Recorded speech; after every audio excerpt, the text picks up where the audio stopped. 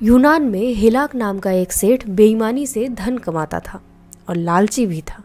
बेईमानी की कमाई कर वो बहुत अमीर तो बन गया था, लेकिन उसकी कमाई में बरकत नहीं थी और ना ही उसे मानसिक शांति थी।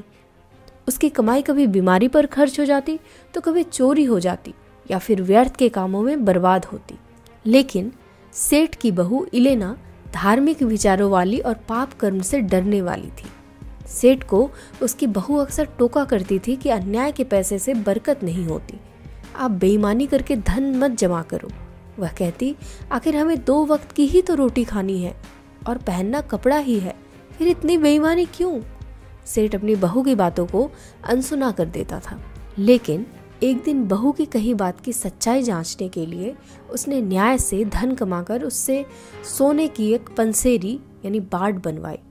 इसमें अपनी छाप लगाकर सेठ ने उसे कपड़े में बांधा और चौराहे पर रख दिया। कुछ दिन तक वह पसेरी यूं ही चौराहे पर पड़ी रही। एक दिन एक व्यक्ति ने उसे उठाकर पास के एक तालाब में फेंक दिया। संयोगवश वह पोटली मगरमच्छ के मुंह में गिर गई। मछुआरों ने तालाब में जाल डाला तो मगरमच्छ उस जाल में फंस गया। मछुआरों ने जब उस मगरमच्छ का पेट चीरा तो वह पसेरी बाहर निकल आई और उन्होंने सेठ के नाम की छाप देकर वह पसेरी सेठ को वापस कर दी। सोने की पसेरी वापस पाकर सेठ बहुत खुश हुआ।